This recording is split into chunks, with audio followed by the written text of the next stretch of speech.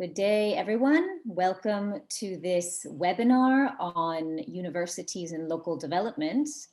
My name is Elizabeth Colucci. I am representing Obrial Global Observatory, which is a co-coordinator of the project that is sponsoring this webinar, a project called Vita Global, which is about internationalizing local development through collaborative international study programs in the viticulture sector and also the agricultural sector.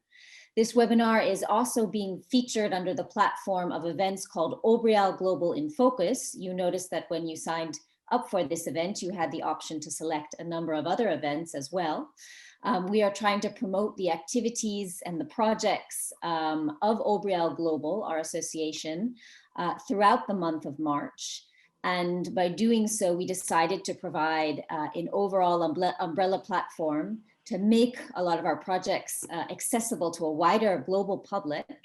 And for this very reason, we have taken this particular project, Obrial Global, which is an Erasmus Plus project funded under the Erasmus Plus program of the European Commission, and decided to generate a more global, wider dialogue on some of the underpinning themes of this project that are so particularly relevant.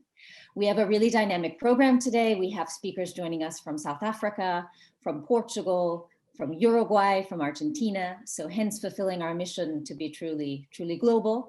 We really look forward to the discussions. Before we get started, I would like to remind you that we have interpretation available in Spanish and English. So you can select that in the globe icon on the bottom of your Zoom. In addition to that, I would like to remind you that the chat function is disabled. We would like you to share your questions and your comments in the Q&A icon that you see in the bottom of your screen. Please do share any questions or any comments throughout the course of the event. We will pick specific moments throughout the webinar to share those comments and questions with our panelists so that they can respond to them. And please don't hesitate, because we really look forward to hearing you. Before we get started and before I introduce our chair, I wanted to put up 2 poll questions for you so we get a sense of who you are and why you're here with us today. So I will read these questions out in English for those of you who need to listen to the interpretation. The first question is, the best way for higher education institutions to strengthen their local and regional development missions is through international, global exchanges of practice and knowledge and structured academic collaboration that involves industry. So this is a bit of a long one. You can strongly agree with that, somewhat agree with that, or not agree with that. In the second question, we would like you to share what you're interested in. The first option is the viticultural sector and local development strategies. The second option is how universities partner with industry for local development more generally. The third option is how universities define and execute strategies for local development. The fourth option is one or several of the regions featured on this panel today in the Vita Global project. The fifth option is all of the above, and the last option is none of the above. I'll give you just a few more seconds to complete those 2 poll questions, and then we'll see what you said.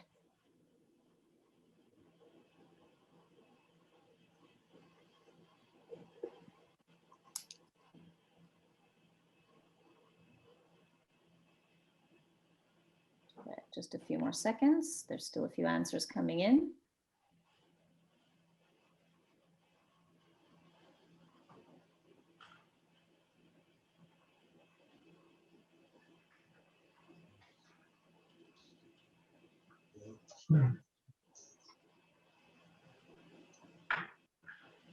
Okay, I'm going to end the poll. So the majority of you, 73%, strongly agreed with the first statement. I think that's a good sign, because that's why we're here today. And you'll notice that on this panel, we have both representatives from the academic side, from the partner universities involved in the Vita Global project, and representatives of industry and of wine cooperatives. And for the second question, the majority, a little bit over 50%, answered that they were interested in how universities partner with industry for local development, more generally. 40% then said, and you've, by the way, you've been able to select multiple answers, so that's why the percentages don't add up to 100.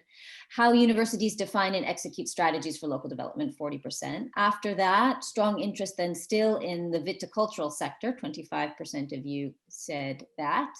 And finally, all of the above, 30% of you. Good, so a diverse range of interests, which means we also have potentially a diverse audience here today.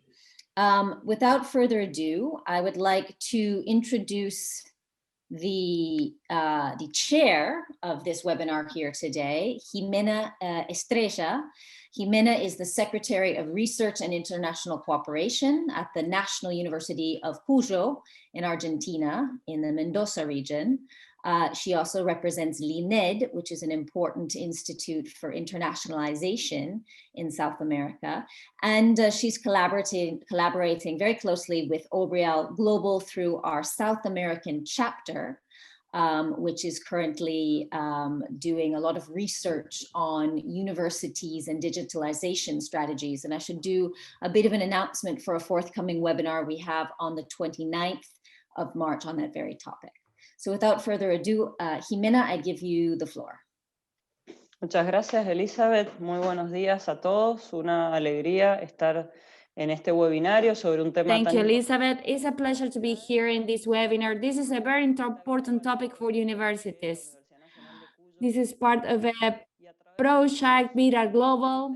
The University of Cuyo is part of the project, and through its central concepts, we are trying to rethink and transform the role of university through concepts such as internationalization, local development, partnerships, and modularization. Using those four components, Vida Global and its network would like to encourage the joint work of the universities to have a greater impact at the local level. That is one of the big challenges of universities. We will be addressing different strategies, examples, different cases of different countries that belong to the Vida Global network. They will let us know how their universities relate to each other and have an impact on the social and economic fabric of their communities and societies. For that, we have a very interesting panel made up of Mr. Ariel Castro, the Dean from the Faculty of Agronomy of the University of the Republic, Daniel Brink, Dean, Faculty of Agri-Science of South Africa, Luis Carvalho, Faculty of Economics, University of Porto, Portugal, Ricardo Cabrera, President from the National Institute of Viticulture in Navi, Uruguay, and Philip Bose, Manager of Enterprise Development, BIMPRO, South Africa. So we have different people from different industries, and we see that we can apply also the role of the university and the work of the university to different sectors of the economy. So we will start the webinar with a question for many of the panelists. They will have 5 questions. They will introduce themselves and they will present the topic first. And Ariel Castro will be joining in a few minutes, so we will start with Danny Brink and Luis Carvalho. We will ask them to present their region, their sector, and how they understand the role of their institution in regional development or local development. We would like to know the local impact. I don't know, they can mention any local strategy that their institutions are conducting. And as we were saying, Vita Global is focused on the wine sector, but we would like to know which other sectors are developing these strategies. And last, how do you define local development plans, and what is the role of your institution in these processes? So we will start with this first question with Professor Brink. For this. Yeah, thank you for the invitation. If you would allow me to briefly, share my screen. Um,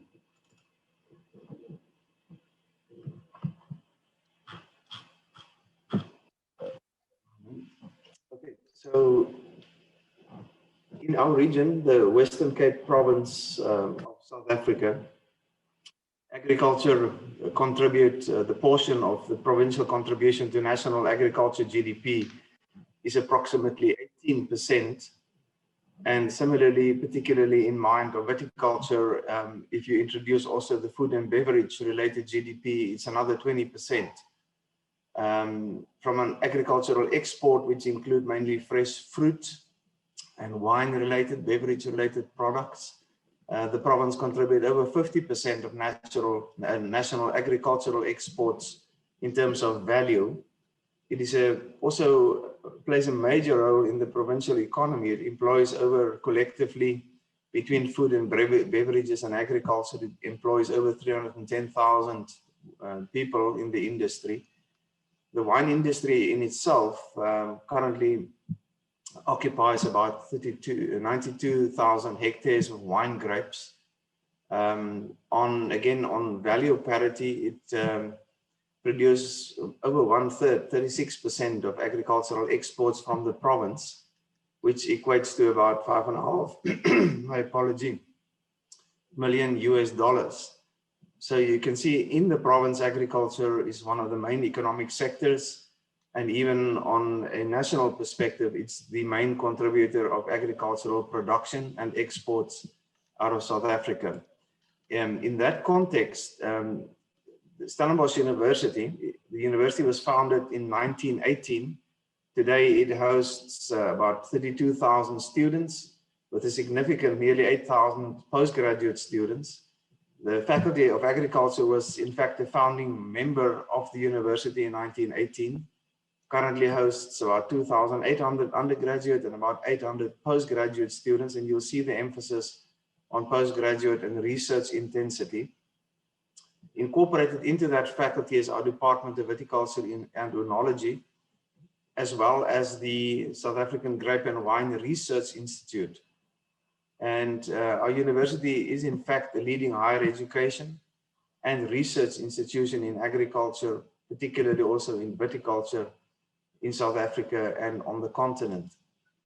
When it comes to local development strategies, we have very strong producer organizations, industry organizations, and even our local Department of Agriculture from the Western Cape is particularly well positioned and a strong contributor to agriculture development strategies. And you'll see reflectively, WinPro represent over 2,500 stakeholders in the industry. WineTech, which is a dedicated organization to provide more technology, research and innovation to strengthen the international competitiveness and productivity of the industry. They're actually the research and development arm of WinPro, an extension of WinPro, focusing on that. And the Western Cape Department of Agriculture, only just one of their particular initiatives is a Smart Agri initiative directed specifically, also to respond to climate change and the effects that that may have on the agricultural economy of the province. When it comes to sectoral foci, of which both that of the university and of the local development agencies, you'll see that agriculture, and which incorporates the wine industry, is most definitely a regional focus area given the economic prominence of the industry. There is a whole range of regional planning initiatives and forums. Some of them are led by government. Most of them are led by private sector.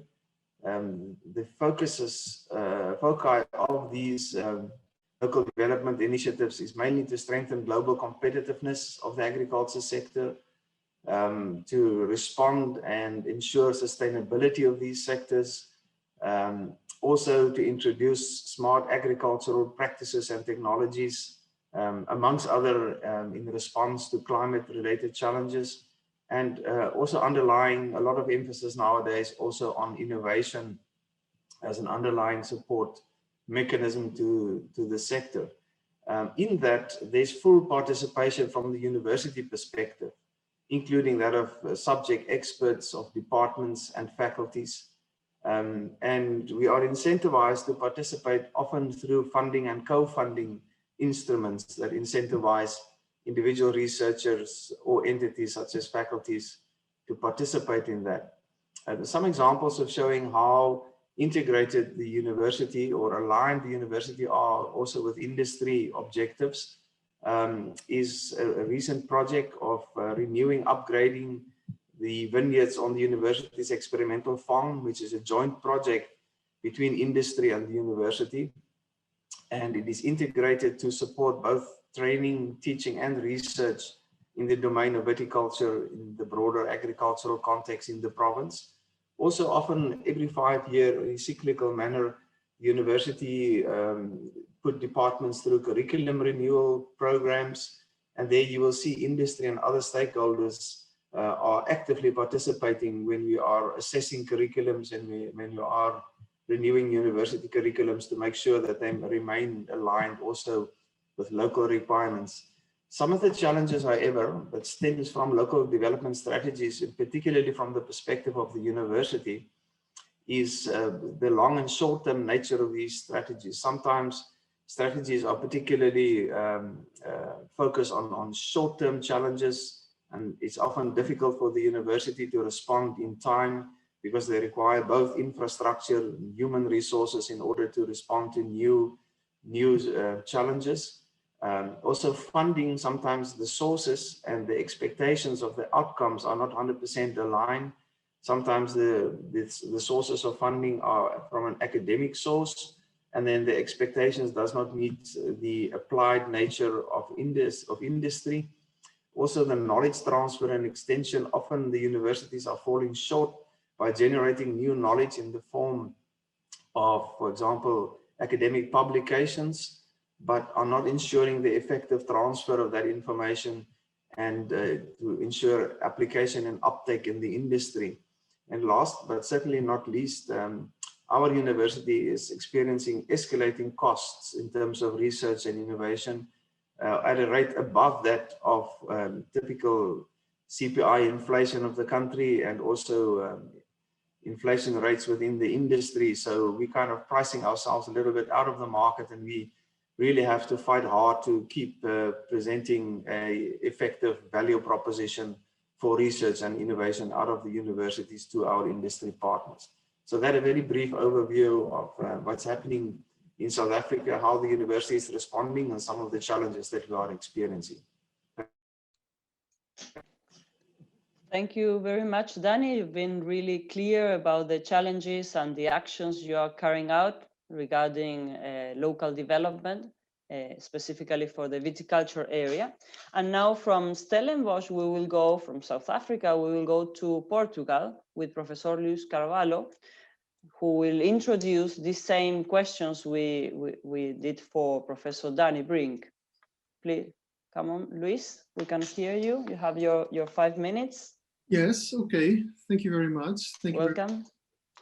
Thank you very much for the invitation first. I'm very happy to be in the middle of such an interesting panel. I should say up front that I'm not a specialist in agriculture or wine. Well, I thought that I like wine very much, but in terms of expertise, that's where it stops. So overall, I'd like to speak maybe a bit more generally about the role of universities and which role does university play in local and regional development. And again, as you say, that I come from Porto, I'm a professor at university right now. But in the past, I've been working with this topic about understanding, well, how do universities and higher education institutions can contribute to local development. And I'd like maybe to share some ideas with you. And of course, it's very nice to be in this panel, because I think the initiative that you are carrying out here is really spot on. So it really helps to tackle some of the issues that are nowadays very important in the relation between universities and local development. I should say that this is a very widely studied research area. For example, I study in the field of innovation studies, and economic geography, and already for a long time we have been putting some attention into these dimensions. How can universities really position themselves in a field which is becoming very complex, which is local and regional development? Like I would say that in the past, eventually local development could be steered from the outside. It would rely a lot on funding and some sort of initiatives that were not in itself very complex, but as things become more difficult and complex in that respect, we would say that also the role of universities have been raising a lot in the last decades. Well, again, in Porto, I come from a very big university. It's one of the biggest in the country. I think I had some notes here. We have about more than 30,000 students. So you can see that it's really big. We have 14 different faculties. So for me, it's a bit difficult to single out a specific foci in terms of university action, because of course we work in very different fields. We are in the core of a very industrialized region. So of course, because of that, you could expect that different faculties and different departments within the university, they have different sorts of collaborations with different sorts of sectors. Of course, eventually agriculture and wine-related industries are one of these fields, but they are not a single one. And to some extent, this is a bit complex for an university that locates in such a setting to be able to intervene directly in a specific industry or in a specific sector, simply by the fact that there are many sectors around that push attention, that push different sorts of actions from the university. Well, I would say that from our perspective, and here I can speak not only from the University of Porto, but from a broader perspective in terms of the specific context and the specific missions that universities have nowadays.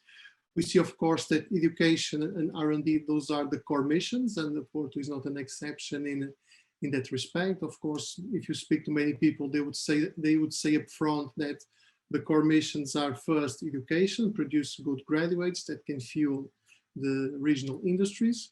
Also R&D, of course, we are also, professors are also researchers, at least in the Portuguese education system. So we are also hired to conduct research, and those are the two key and most established missions, I would say.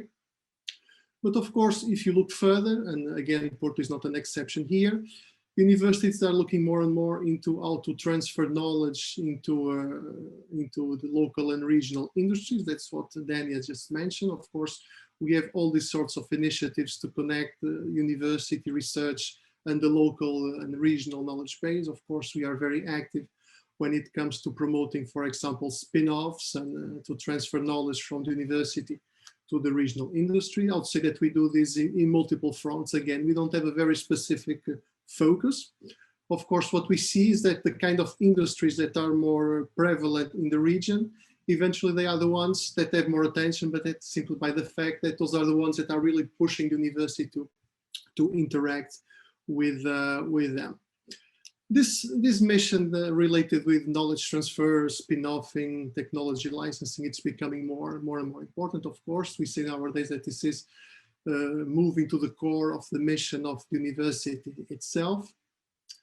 But we see also different sorts of actions occurring at the level of the relation between the university and the local development, for example, when it comes to promote the region in terms of integrated marketing, in terms of international promotion, in terms, for example, of attracting students and attracting qualified talent for the region. We see a lot of initiatives in that respect occurring. Of course, at the level of the city, we have multiple challenges about how to coordinate what some people refer to as studentscapes. So how to integrate students within the city fabric.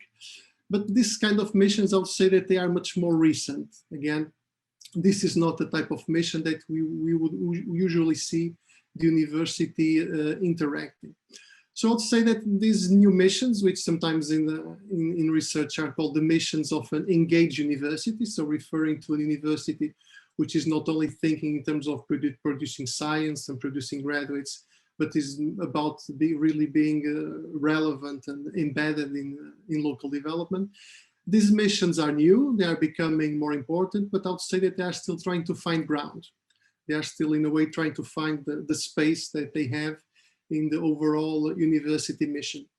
What I would also argue is that we should not only look to these new missions of the university as a way to connect to local and regional development. Of course, I would argue that the primary missions of the university related to producing graduates, with doing science and so on, we should also perhaps try to find a link between those missions and regional development itself.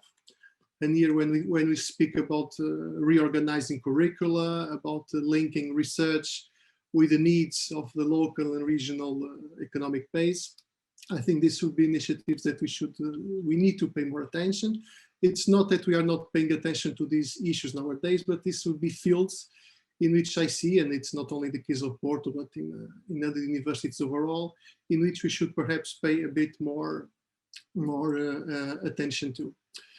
And maybe just to wrap up for the time being, I think that the role of universities, again, in local and regional development, it depends very much on the context, on the territorial context, which you are in which you are trying to understand this relation. For example, if you ask this question from the perspective of a more rural region, and we have many of those regions in the country, in which we have sometimes smaller universities, which are almost per definition focused on local and regional affairs, you'd see that this relation would be much more proximate, even in terms of contributing to local strategies, influencing local development agendas, local plans.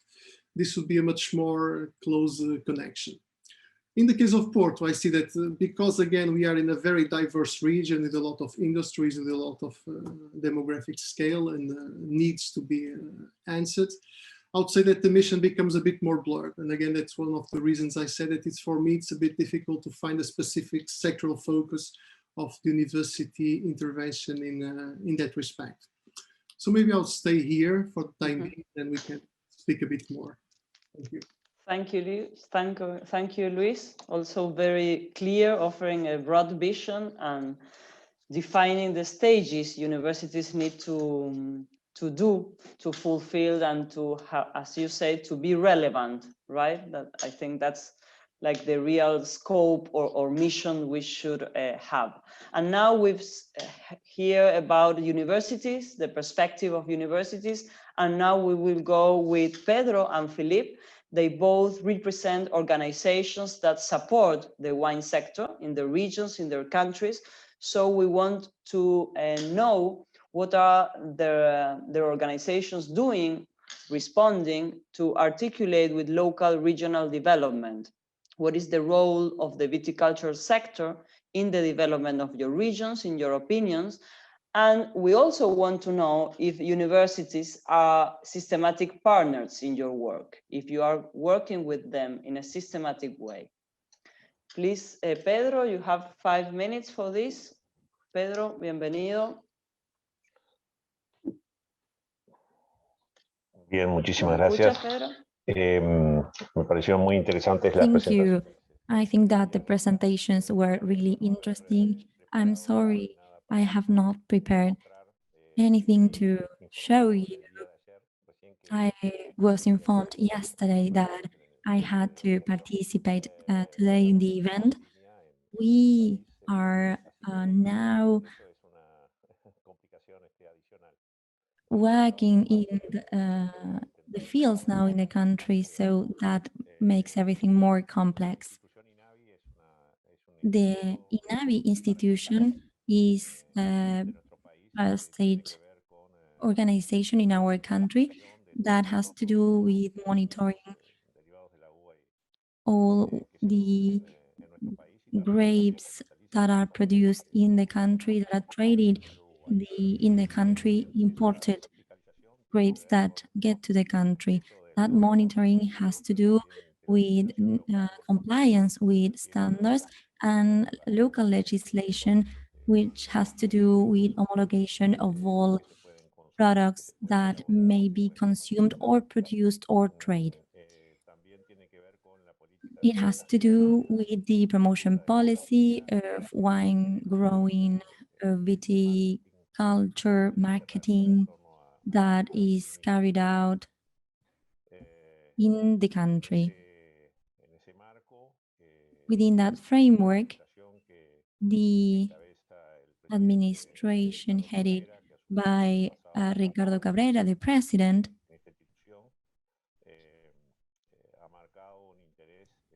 has shown a strong interest in getting closer to all Uruguayan institutions that are related to viticulture. And I have been part of that link, of that effort that has been developed through the renewal of agreements or the creation of new agreements. I have to say,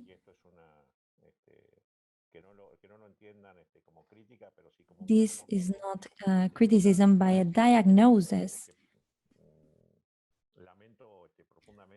I'm sorry, I do not have this kind of discussion at a local level within my country, because I think that we are lacking coordination or sharing goals among all the institutions that are related to teaching, research, development of viticulture, and with the INAVI Institute.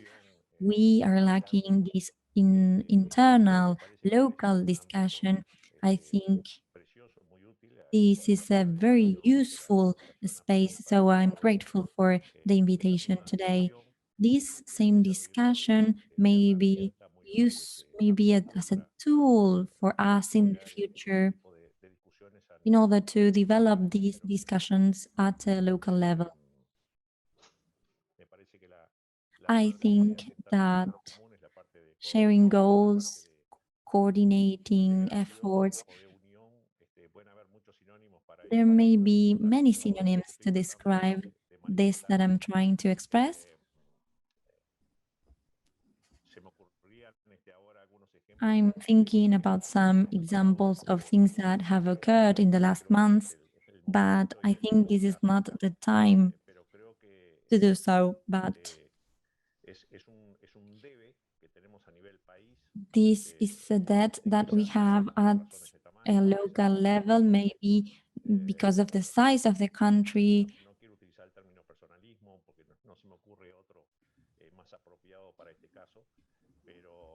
I do not find the words to describe this, but I see like a divorce. I'm sorry about the expression, but a divorce between the teaching institutions that have to do with researching in the viticultural sector and the Navi Institute. I think that we need to work jointly, closer, developing agreements, training, developing roundtables, fora, and tools in order to think about what is the viticulture that we want for our country for the next 20 or 30 years. In our institution, in Navi, that is our viewpoint, and I'm trying to express Ricardo Cabrera's viewpoint. We are working, trying to achieve that relation, getting closer to all institutions, narrowing gaps in order to achieve that relation, because I think that synergies will allow us to join the resources. Sometimes we have many resources, but sometimes we are lacking resources. So I think that working together is the answer. Maybe in Argentina, you know about a dessert in our country that is called Martín Fierro, that it includes some sweet and cheese. So I talked to an organization here and I said, we need to prepare a Martín Fierro between us. You provide the sweet, I provide the cheese. I don't know if I was clear enough. Thank you, Pedro. You were really clear about the challenges, and in this international context,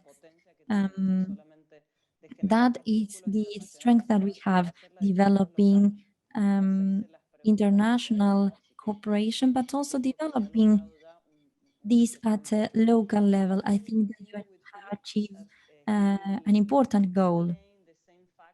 Organization that supports the wine sector from South Africa. Welcome, Philip. Thank you very much, Jimena. Basically, to understand local development in this country, one needs a grasp of the policy approach. Para entender el The desarrollo policy local y approach la is really a política national one, so we call it de desarrollo en nuestro país, vemos que es algo nacional. and it's a paradigm which was inherited or Es un basically paradigma adopted from South Asia. Heredamos del sudeste asiático, de ese tipo de experiencias. Value chains through the national Tenemos 17 cadenas de valor and an agro-processing master plan, which is basically in the form of a compact. We have not yet signed the compact, but what a compact is, it's an agreement which is an inclusive process where labor, where industry, and where government get together and figure out what the next 10 years need to look like. Now, Vinpro's role as the representative of 2,500 producers and about 500 wineries is in contracting to do a lot of the technical work, a lot of the monitoring, the evaluation, project planning, due diligences, basically looking at business planning, basically looking at some of the small grants that farmers will get in terms of financing as we begin to rewrite or correct the skewed nature that we inherited from the apartheid system. Now, the professor earlier alluded to a project where we get involved with the university. Basically, it's 6 demonstration blocks. We get involved technically to help the university revitalize those blocks. They become the training ground for university students. We like that because effectively it's aligned to the BSc Enology and Viticulture curricula. And we raise up young leaders in managing that whole process as well. So that's a collaboration which is a great example of how one can get first-class, world-class demonstration blocks going, but in partnership between industry and universities at the local level. There's a strong, I think, ideal that one would want to investigate, and that would be to try to influence the government to consider a more localized development strategy than they presently have. So the grounds upon which they decide on the 17 value chains, wine and viticulture being one of them, table grapes obviously one of them, is those value chains' potential to create employment in the future for youth, as well as their potential to meet the ideals of restorative justice in our country post liberation. So effectively, what we are finding, though, as an industry, is that it is more helpful to look at local development, local strategies, rather than necessarily taking the cue from national government. The professor earlier was quite correct. We have very valuable agreements and contracts with the Western Cape Department of Agriculture, which is a provincial government, remembering we are a federalist system. So you have contracting under our constitution between province, local and national. And that can be problematic when you try to be relevant to regions. So what happens, what we are finding with a national development plan and an agro-processing master plan is that you need to fit within these 17 value chains. Fortunately, we do. However, the universities can play a stronger role in lobbying for technical excellence, in influencing the processes that lead to decisions such as the 17 value chains. And we would strongly encourage universities to do that, not to digress from their core business, but often There's a saying that goes, if one were to ask farmers in 1883 what they needed, they might tell you they need faster horses or stronger horses. Sometimes, although we have a transparent process of asking people on the ground what they need, we sometimes lack the technical prowess on an academic level to basically bolster the argument for whichever direction one would want to take. So we have a strong relationship with the university. As an organization at WinPro, we have several services that we provide. We provide an extension role, we provide an agricultural economics role, and my role is in enterprise development, which has a great deal to do with the way our industry will be structured in the future. So what's to get back to this centralized national development plan process, we as industry associations tend to align ourselves to those plans in order to be in contention to get the benefits from them. But I think the benefit of these plans and having them structured and partnering with your government with these kinds of plans is that it gives you a foot in the door to lobby the government. Chairperson, that's all I'd like to share for now. Thank you, Philippe. Really challenging and interesting when you speak about the core business of the university. I think that's something we need to discuss in depth. So now we will do a second round of questions for Danny and for Luis. And once you've heard INAVI and WinPro, their explanations, their presentations, Pedro and Philippe, I would like to know for Danny and Luis, what do you expect from industry partners and from associations as the ones that are here when it comes to defining curriculum that responds to local development, when it comes to ensuring the employability of graduates, and when it comes to conducting research that not only reflects the needs of the sector, but also a more long-term sustainability development agenda. Danny, if you want to start. Yes, please. Thank you. I will ask for 5 minutes because we are running out of time and we have a lot of questions for you. Yeah, certainly the first two in terms of the curriculum and the student attributes are more direct. And there the university has mechanisms in place to make sure that the curriculum address the fundamental needs of the industry at the time and also prepare the students, my apology, for future needs. We've also recently received a lot of criticism, constructive criticism and inputs from the industry of missing attributes amongst our students, and we've developed a whole co-curriculum program to bring that about, whether it's project management, financial management, dealing with complexity, etc. So there we really have good communication systems, a good understanding and an effective system to make sure that the curriculum address those needs. When it comes to the research, I think universities are really struggling by putting up strong value propositions to industry. We're quick to respond to calls for research projects and proposals, and we twist that to provide maximum academic output, but often miss the target in terms of industry impact. And there, I think universities and our industry partners needs extended communication to make sure that when a university engages in a research project, that there are both academic outputs as well as industry impacts and in a balanced format. And our university is coming out of a phase where we were putting more emphasis on the academic outputs than on the industry impacts. We've shifted our strategic objective with regard to research as late as 2019, but it's a big organization, it's an embedded culture, and it'll take time, to bring that about. And I don't think we have the time. In the modern economies, you need to be able to respond very quickly.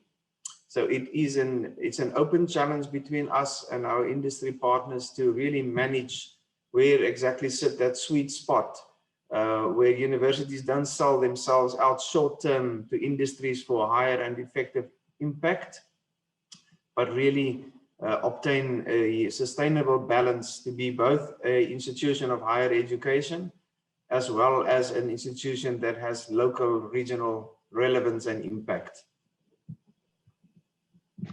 Thank you, Danny. Luis, can you give us your opinion on this subject? Sure. I think just to start with, like intermediaries like the one that Philip referred to, I think they are fundamental to make the relation between the economic base and university work. Namely, when we speak in agriculture, at least for my knowledge, we are often speaking about a very fragmented industry with very small companies, with individual producers. And of course, I'll say that none of them would have the necessary scale and all the set of skills that would be necessary to engage with cooperation with an R&D institute, for example. So I would say that when we are discussing this link between university and industry, sometimes we tend to forget this role of intermediation. I'll say that's fundamental in many sectors, and in this one in particular. In terms of curricular development, I would say that of course it's very hard to be against that. Namely, when we speak in terms of more advanced programs, so I'd say that in terms of master programs, postgraduate courses, this integration between the requirements of the industry and what the university should be striving to provide is of course fundamental. If we think on a broader level in terms of, for example, undergraduate degrees, then the questions would be a bit more tricky, at least to discuss at this level, because again, it comes back to this discussion about the core mission of the university.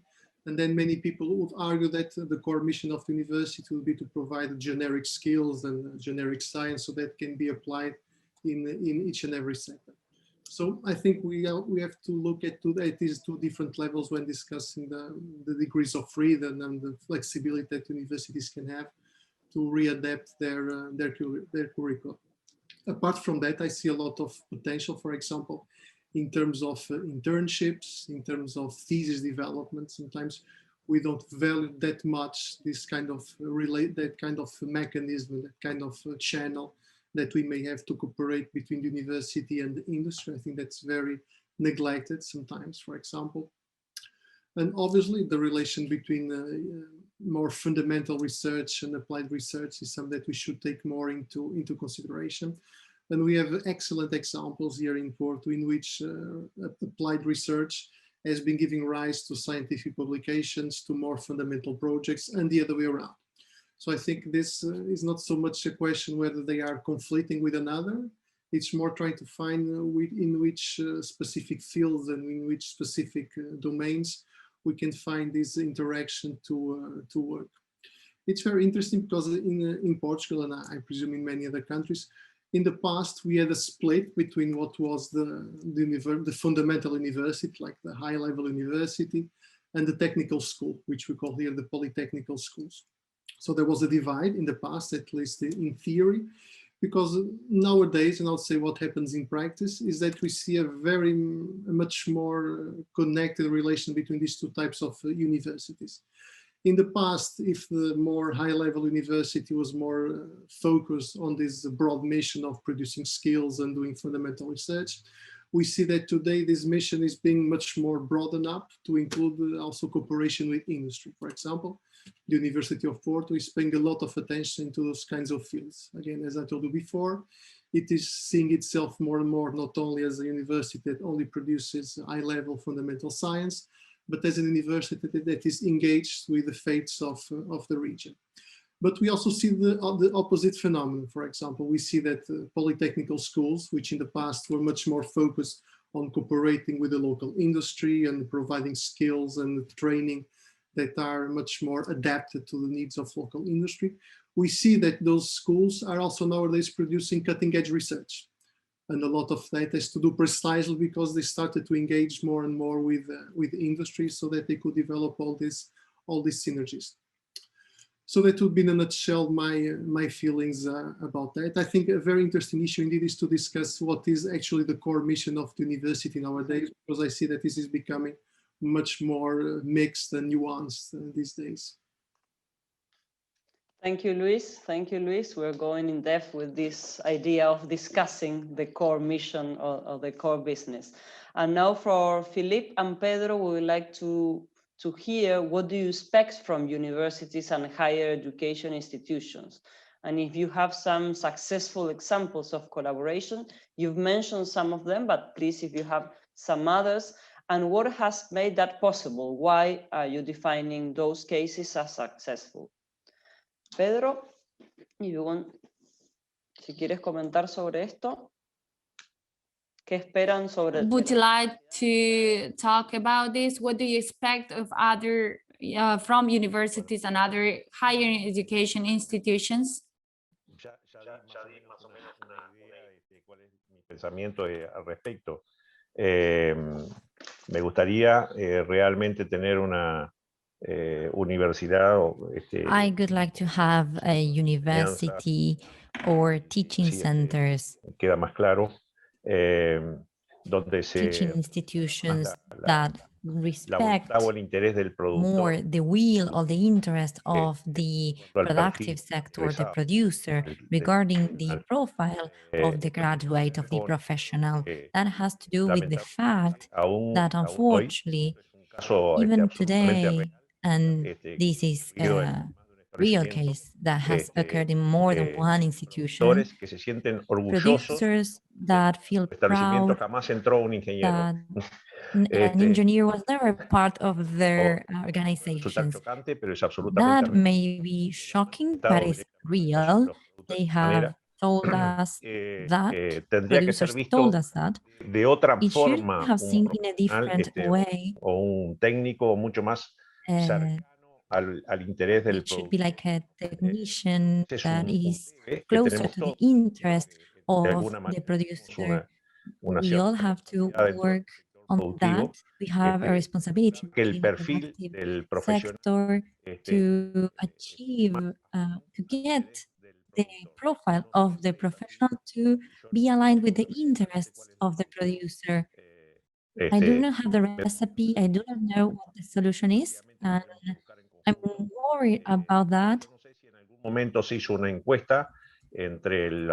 don't know if there's a survey carried out among the different producers, wine producers in the country to see what they expect from an engineer working in the sector.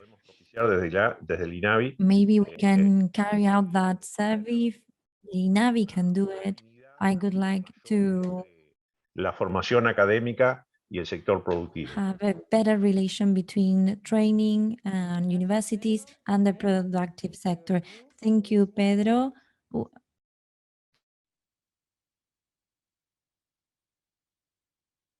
Are you there, Philippe? Yes, I am. Thank you, Chairperson. I wanted to wait my turn like a well-mannered person. I think that, you know, and we have a little bit of a live experiment in our country post-liberation. You find a distinct difference between somebody who grew up on a farm and then graduated in a BSc program as compared to somebody who might have come out of a city or who had generations skipped in terms of the kinds of things that a producer or a processor will stay awake at night about. So we're finding that those kinds of graduates that come into the system whose parents are familiar or whose guardians or whose environments are attuned to the kinds of programs that they study have a distinct advantage. Then it begs the question whether we can attract more talent. There's a competition with you know, fields such as medicine for the talented young folks, such as law or accounting, etc. Especially in a country like ours, where where you find some of the students who get the better grades often head in that direction, as opposed to forming some kind of enthusiasm for vineyards and the back end of how that all works. What we also do find, though, which is an interesting phenomenon, and we can leave it to the university to consider this, is that often you know, young students coming out of high school will try to enter the wine industry on the strength of the promotion of the product to the consumer, as against the realism of what it actually means.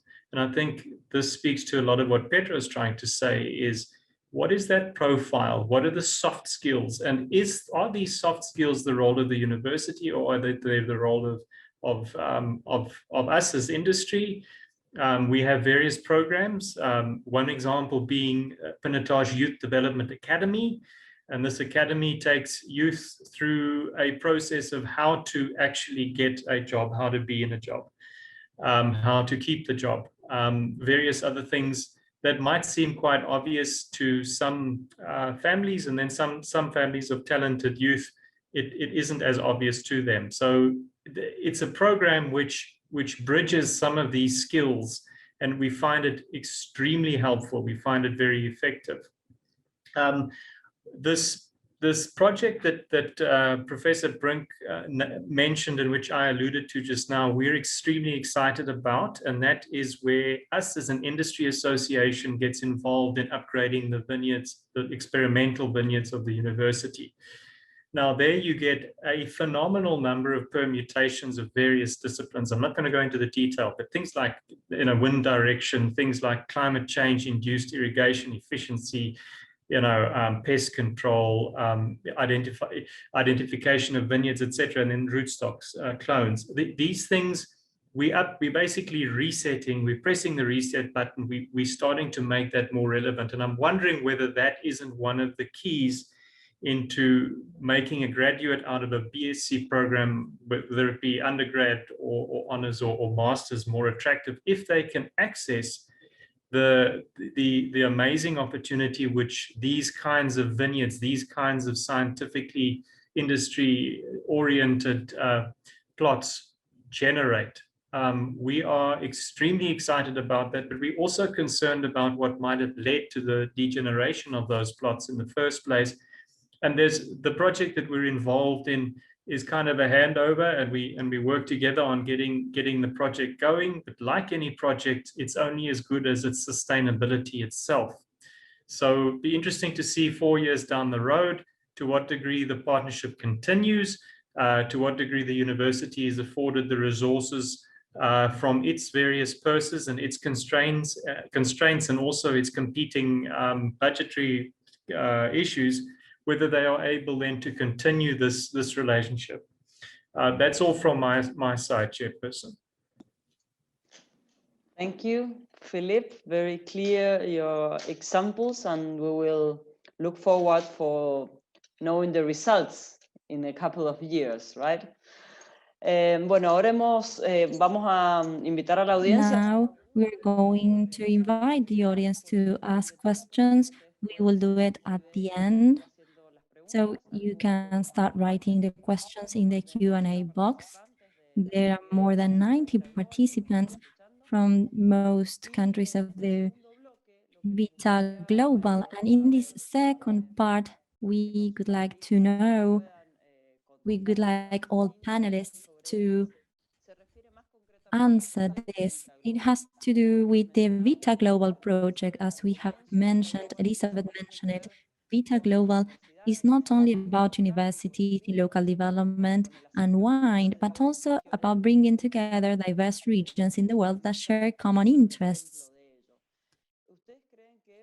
Do you think that academic projects like this one be a window for the industry, and in the case of the wine, also expand international contacts and connections from either a market perspective or an exchange of knowledge perspective? And one more question for this second round has to do with sharing your opinions on the idea of internationalizing local development, a concept that is related to local context, but poses challenges in terms of internationalization and opportunities.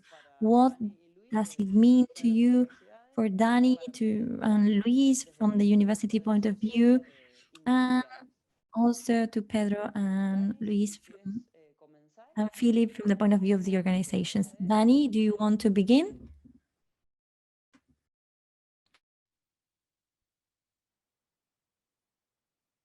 You need to unmute your microphone, please, Danny. Just to make sure we're looking at the same questions now. Are we addressing the questions that has been raised in the question and answer box? No, we will address that at the end. What we are addressing now are what it's in the briefing called second round of questions. Okay. Regarding Vita Global and the impact it can have out of the wine sector, and the concept of internationalizing local development. First of all, what is applicable to the university within the context of the South African wine industry is virtually directly transferable to the other agriculture sectors. So the lessons learned from this engagement with a focus on the viticulture industry will be highly informative, also leading to similar initiatives in other sectors, particularly in the crop-based sectors. So as far as that is concerned, it would certainly have benefits that will accrue to our faculty's engagement with similar but other agriculture sectors. Because the challenges that we've discussed here and the objectives that we share is also shared amongst the different agriculture sectors. They perhaps are not all as mature as the South African wine industry in terms of producer organizations and leadership. But on the other hand, they're not all as complex in functionality and makeup and diversity as the South African wine sector. But certainly we can learn a lot, from them. I think in terms of globalization of aspects related to undergraduate curriculums and even postgraduate engagements, through my travels both in South America and North America and in Europe, which I've been fortunate to conduct, I can clearly see the benefit of a student exchange program. But from an administrative and an operational perspective, it is quite difficult. It needs a fair, mature relationship between two universities to facilitate credit exchange that students can use to build up the required credits for graduate programs in the original university. Our university is participating in over 60 such credit transfer agreements with international universities over a number of faculties and programs. It is clearly beneficial both to the students participating, also to the students in the environment that shares that engagement with international students on a peer-to-peer basis. And it's also beneficial to the university because it's opened up current and future networks. But it is sometimes a little bit easier said than done, but it is still a worthwhile objective to try and achieve. Thank you, Danny. If we respect the previous order, Luis, if you want to share your vision on this. Yes, I think the question you raised on the internationalization of local development is very interesting, and it comes back to the notion of whether we can actually transfer best practices across different parts of the world. And I think here the answer is always yes, but yes, we can always learn from each other. We can understand different experiences. We can discuss and reflect on them. But then when we are moving it back to our own context, it always comes back to whether we can actually do that under our specific features, in our specific places. And actually it's interesting because in Europe, we have very good examples of those kind of networks and relations that we established across regions. Well, as you may know, we have different countries. The regions are very different from one another. So already for a long time, we have under the heading of European regional policy, a lot of programs precisely to try to bridge regions, to put different stakeholders discussing best practices, transferring policies, transferring the similar ways of doing things. And I was remembering of a specific network that was formed between local administrations and universities. Again, and the role was precisely in each region that was part of this network. The idea was to bring together mayors and rectors in order to discuss which kind of challenges we can tackle together. Because people realize that when we are looking at the level of a specific place, we have some issues that perhaps as a local government, we cannot tackle them together without university, and the other way around. So for example, issues related with, again, knowledge transfer, attraction and retention of talent, joint marketing of the university and the region. So a lot of issues that actually the university could do together with the city. And each of these places, they started to focus on a specific issue to which they could actually learn from one another. And then this network developed all the different sorts of initiatives to put these things into practice, for example. And I was remembering because this was a relation between each city. In each city, there was a relation between the rector and the mayor, and this was on a very high level. But then one specific feature of this network was it was also mandatory to involve people working at the grassroots at the local level. Like, for example, you have to take people from the industry, from the university, professors, industrialists, to other cities to see what was going on. Then you were also highly incentivized to develop a local action plan on the basis of what you learn. And it was very focused, because also one of the issues that I think is very fundamental in this kind of networks is that you are very much to the point. So it's not often is not worth to try to discuss each and everything on a very abstract and broad level, but really try to focus on that very specific issue that is most important for your concrete region. And I think that's actually a way to make this kind of networks work. But of course, also another challenge in this kind of connections is that they usually take a lot of time to show results. So you need to insist a bit before these things can work. But again, I think this network that I mentioned to you, it's called e-Universities. That's the name of this network.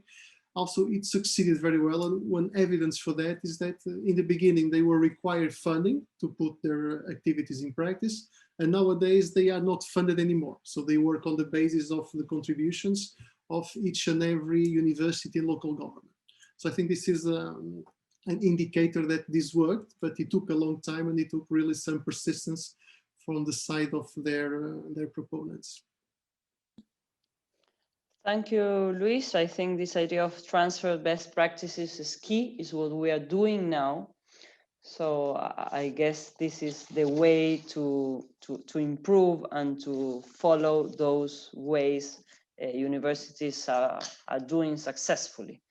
Pedro, si tienes alguna opinión, tu mirada sobre esto, sobre el concepto de internacionalizar el desarrollo local. Pedro, do you have any comments regarding the internationalization of local development? I don't know if Pedro, are you listening to us? Perfecto.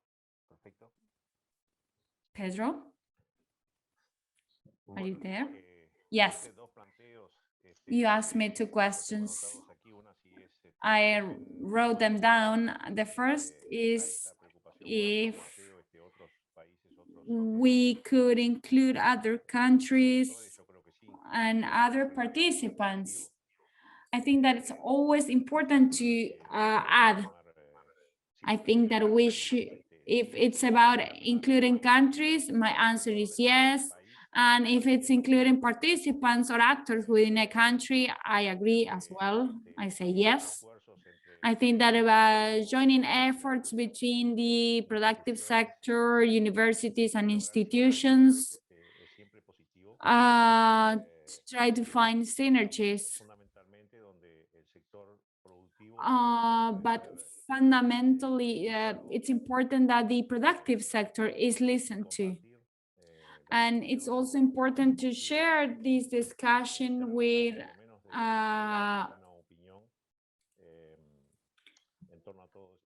and it's important to know everybody's opinion in this discussion. And regarding internationalization, I also think that the answer is yes. We need to add, we always want to have a broader vision about what other countries are doing, other success cases, because there are people that have a longer career in the productive sector, they have been facing the challenges before us. Maybe they solved that in the past, or at least they have different alternatives to find a solution or a good solution. Looking at other realities, other contexts, other cultures, it's very enriching. It broadens the possibilities. So to your two questions, I say yes. Thank you, Pedro. Philip?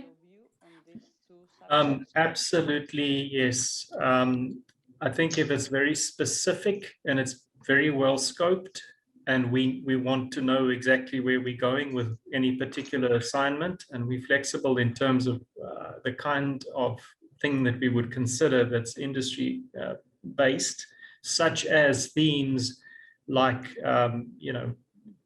sustainable practices in the vineyards, or soil mulching, or something where, for instance, some of our producers might struggle with land use sustainability practices and bringing them to a point where they are viable. There's certain specific disciplines, I believe, where we can learn from each other, provided we're very specific and we're not too general about it, and that the person who's involved either side of the ocean is very clear on what the outputs and the outcomes would need to be.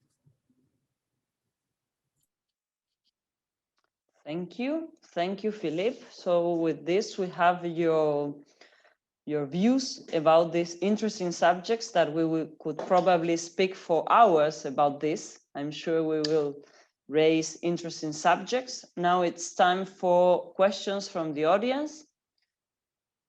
Elizabeth, I think she will present them. Okay.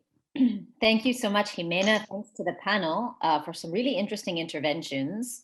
A lot of comments and questions did come in now in the last block. I will try to link some of them. And again, you're not obliged to respond to all of the questions. It's just if you would like to come in on any one of the questions, you're welcome to. There was a question about the role of the public sector. And Luis mentioned this when he talked about networks of mayors and university rectors, which I thought was an interesting example. But would you have other thoughts on the role of the public sector and local government in making the relationship between university and industry more effective in generating local development? So, and could you generate examples of that? How do you interact with public authorities in the public sector, and what role do they play in this equation? There was another question that asked, how do we evaluate successful university local community relationships? How do we assess that? Who assesses that, and what can that teach us about the extent to which universities are having impactful relationships with local development? And then a third question that I thought was quite interesting about, again, coming back to this issue of the core business of universities, so, and how that's changing and evolving. And the question was, well, if the core business of universities is changing to be much more responsive to local development needs, to civil society, for example, but also to local economic development, who funds that? Because depending on where you live and how your higher education system is funded, it might be more publicly funded, it might be more privately funded. But if we expect the role of the university really to be stronger in terms of this third mission, how can that be systematically financed? So I put those three questions out there, and then the panelists can address whatever they would like to address.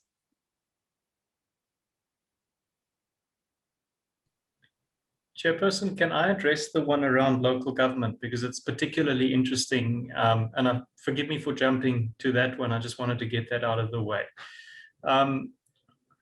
Depending on how your government works in your country, I think one needs a clear understanding from the get-go of exactly whose role is what within your constitution. we find that that's poorly understood. So we're in a federalist system. Our mayor is as powerful as our president, but has a different competency, has a different sense of responsibility.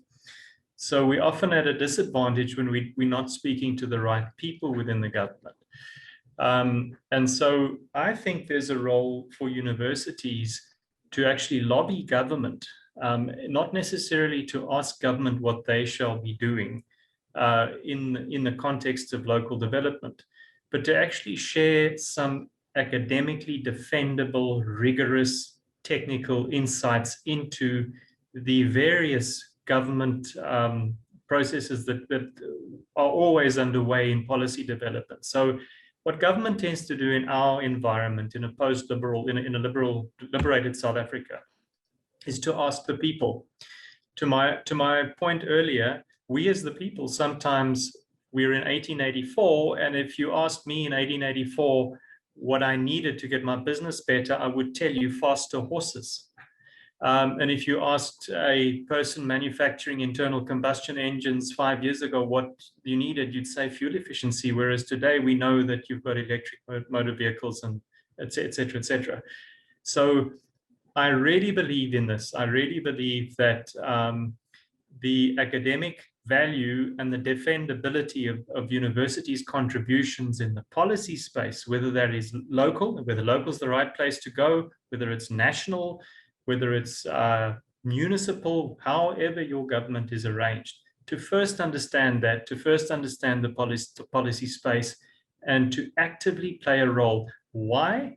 Because you're seen as being politically unbiased. And as long as you have that strength of being politically unbiased, or of a specific party or of a specific persuasion, if you have that, it can be extremely powerful in forging a lot of the development in a country such as ours, which is on a long path to where it needs to be.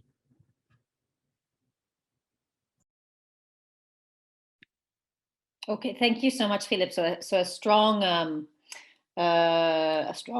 point about university lobbying to influence local development strategies. Do any of the other panelists want to come in on that question or on the point about funding university core missions and or evaluating the success of university local community partnerships? I can say a few words, if I may. First of all, I fully agree with Philip with the previous intervention on the role of the public sector. I think it's sometimes we tend to think about the public sector as some kind of monolith institution, which in practice is a lot of different people within different organizations, which can be actually mobilized for this kind of role. And I see that sometimes the public sector, namely the local government, can play an important intermediary role again between the universities and the industry. Of course, they not always do that, and it depends a lot again, not only it's not about the institution, but about the people that is involved in those specific kind of issues. But I see that this intermediary role is often important, and local governments are in an important position to take those issues forward, for sure. And I also think that related to the question about funding, actually, I think the question is, of course, funding is important, but it has a lot to do about the different institutional settings under which this cooperation unfolds. For example, in our system, as a university professor, we are paid, of course, to teach, to do research, and to work a bit with industry if necessary, and so on. But if you look in our incentives to do that, and these incentives are defined basically at the national level, they are actually penalizing a bit our interaction with industry. Because again, you go up in your career if you publish a lot of papers and if you teach a lot of courses. And okay, it's also nice if you interact with industry, but if you go and check the percentage of the percentage under which that counts for your own progression, that tends to be a bit more marginal. So I would say that this is perhaps one of the biggest barriers to incentivize the cooperation between university and industry. And this also has an important regional dimension, because, for example, if in some places, for example, this link between university and industry, it's a bit more marginal. For example, if you think in terms of a very big city with attracting all the kind of talents and brains and so on, this relation with industry, it happens a bit by default, or you don't even need to be so concerned about that. I would say that in other places, the relation between the university and industry, it's really fundamental. But if the national regulations, they don't, or the national laws and institutions, they don't really incentivize you to do that, that will simply not occur. And I think this comes back to the role of what's the core mission of the university, because while in practice, all these three are very core missions of the university. Some of them in practice, they are a bit more privileged than others.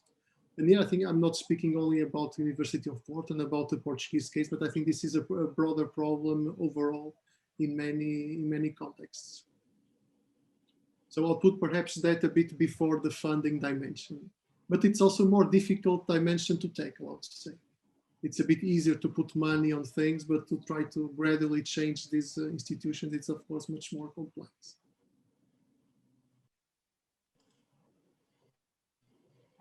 Danny, please go ahead. Yeah, I would also like to contribute. In our case, our university has chosen around about 2000 to maintain a separate faculty of agriculture, and therefore to issue a strong mandate to our faculty to engage primarily with our stakeholders, which is industry.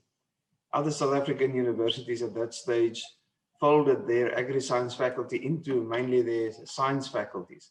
But in our case, our faculty has received a clear mandate from our university management to engage with industry on behalf of a dedicated sector. So there's no doubt at our university that that's the faculty's mandate. That's why we are a freestanding faculty of agri-sciences, and we must live that and live up to it as well. Similarly, as I said before, our university have shifted our research strategic focus from excellence to obtain international accreditation to that of impact. That there is also a realization that the university's abilities to depend on governments for future funding is weakening, and we need to seek new partnerships, but that's new relationships. It's not just, it's much more than just funding. I think it's new strategic relationships. And there was an earlier question, is who should approach who when it comes to university industry relationships. I think it's a shared shared responsibility, but in our case, our faculty is taking the lead in re-engaging our industry partners about the future of the faculty, both in terms of education as well as in terms of research.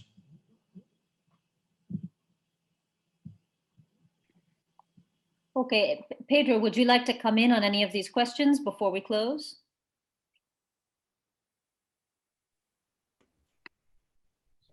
Algo muy breve. Something short.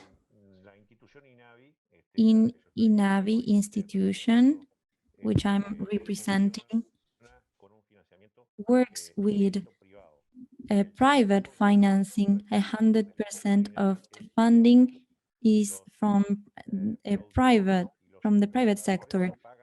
Importers, producers pay a fee that is added to the bottle of wine, and that aids the functioning of the INAVI institution. It's a direct payment, direct funding from the producer to the institution. In that sense, producers are very demanding to the institution because they know they are contributing in a direct way. That's why they participate in the board of the institution, and we have great debate, and they set the agenda, the functioning, the profile of the INAVI institution. In the case of the university, I believe that the producer does not feel that relation. Although the university is also funded through taxes, Es un puente que hay que tender. It is a bridge we need to build in order to foster, Académica y el in sector order to productivo. reduce that gap that exists between the academia and the producers.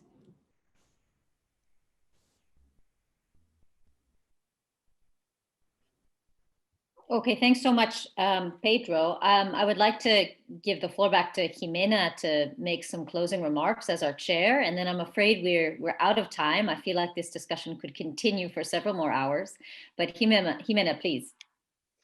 Bueno, muchas gracias, Elizabeth. Muchísimas gracias a los panelistas. Thank you, Elizabeth. Thank you to all the panelists, Luis, Pedro, Philip, Dani. It has been a pleasure to listen to you, and we could spend hours discussing about this. I have taken down notes, but I would like to mention some central points from your participation. The first topic has to do with discussing the role of the university. Some of you mentioned the co-mission, the co-business. What is the role and what the university should do? The public mentioned that maybe we should not mention a co-business, but businesses. We need to follow that path, and they should be a central part of the society. In this pandemic world, these considerations should be taken into account. We have heard examples of how the polytechnical universities against other universities, they have changed their role. That shows the dynamic, and what we define is not definite. It has to evolve constantly. Another topic that was quite relevant has to do with the differences you mentioned in terms of the university and researches, and whether the universities were working aligned with the needs of the productive sectors. And in the universities, they are teaching the correct profiles in order to guarantee employability. In Uruguay, however, they mentioned that that adjustment has not been made. So I think that is there is an area of potential cooperation to benefit from each other, as that profile has been achieved in some countries. Regarding research, you have agreed on the difficulty to get the research closer to the reality of the industry. You have mentioned different reasons. The need the industry has to achieve fast results and the time it takes for the research to be developed. You also mentioned scientific outputs and how impact is measured in the industry in general. And Luis also added the subsidies or incentives that are key when it comes to thinking about research. And now that comparison with the innovation issue, from my point of view, is a step beyond transformation. Universities are lacking that incentive that is structured, that is present from the beginning of the course to the performance of the professor or the researcher. So these can have the correct impact. And another topic that was added at the end has to do with the role of the public sector. That was really interesting. I heard your point of view, your experiences, what Philippe mentioned as the lobby. As institutions, we can be politically unbiased. If I'm not mistaken, that's what Philippe said, and that is a key element in this logic of free components between the state, the industry, and the universities. That is key to achieve a sustainable growth at a local level. So I'm really grateful. I have learned a lot from you. I have written down some examples from for the University of Cuyo. I'm grateful for this space, and as you have mentioned, the transference of best practices is key, not to discover something completely new in every area, but to apply the best practices from the experiences achieved by others. Thank you and have a nice day. Thank you so much, Jimena, for that summary. Thank you to the panelists. Just before you log off, we just want to remind you that we have more events forthcoming under the Obriel Global in Focus platform. Tomorrow there will be, the day after tomorrow, Thursday, there will be an event with our Central American chapter looking at teaching and innovation and its links to quality assurance in higher education. On Friday, we will have an event co-sponsored by our Caribbean chapter that will look at the topic of joint and collaborative study programs for regional development, something that is also very close to the heart of the Vita Global project. And the following week, we will have an event on the 29th, sponsored by our South American chapter, looking at digitalization in universities. Once again, thanks so much, colleagues, panelists, and please stay tuned for more on the Vita Global project in the future. We are in the process of developing collaborative study modules, as Jimena mentioned earlier. These modules will be piloted starting later this year in the partner universities, and we are emphasizing very much the engagement of universities with local industry partners around both the development and the teaching of these study modules. So it's an exciting project. Please check out the website, and we hope to see you in further Obriel Global in Focus events in the coming weeks. So thank you, panelists. Have a lovely afternoon. Bye-bye. Have a nice day. Thank you. Bye.